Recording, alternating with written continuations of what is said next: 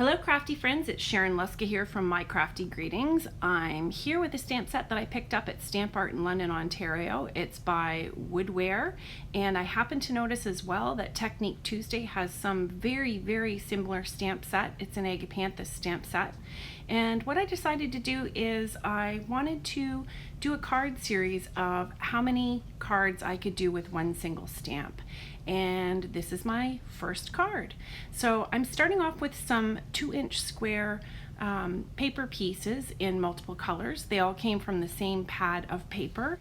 And I'm attaching them to a little bit of U-line laser label because I'm going to be doing some heat embossing here, and the laser labels are designed to work with some heat. So I've got some sticky ink and I'm just putting my image here, taking up as much real estate on that patterned piece that I've made so that I can put my white embossing powder on. Give it a good flick here and make sure that all my spaces are filled, get any of the extra little bits off, and I'm going to heat set that and hopefully not burn my fingers.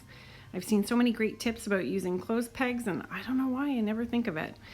So I did cut a lot of layers for this with white and silver, and I've got a little skinny layer of white here. That's Neenah Solar White 80 pound, and I'm just gonna grab whatever junk on my desk I can find to hold this down. That's a little embarrassing.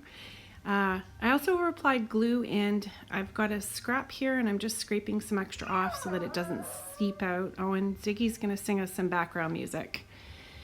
I stole the extra bit of silver out of the bit of middle of that square too. Here I'm just punching out the centers of the Y's and the O's and etc.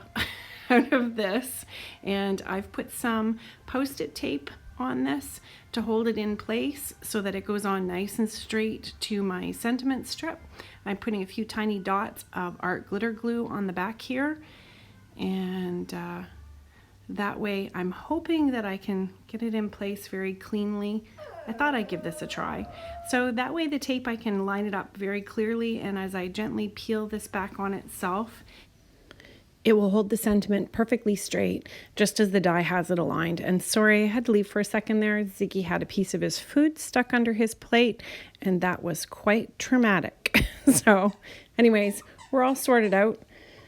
He's playing with the toy now. I apologize for the squeaking. I'm just adding a little bit of foam here. This is packing foam, and this is just going to add a little extra dimension between my layers.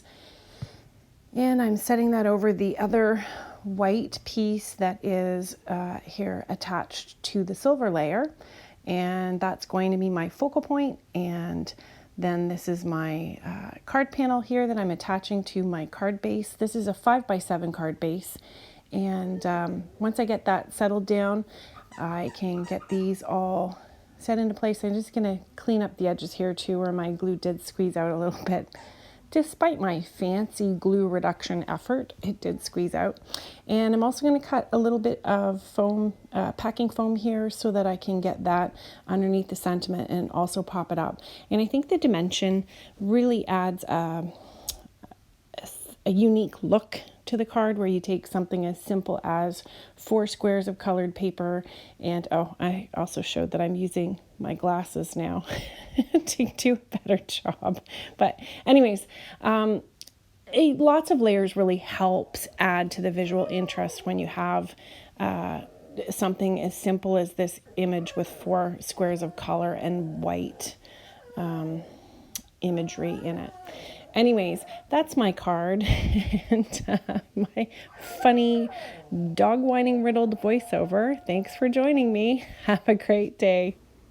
And if you've subscribed already, thank you so much. And if you haven't, boy, I'd sure love it if you would. Take care.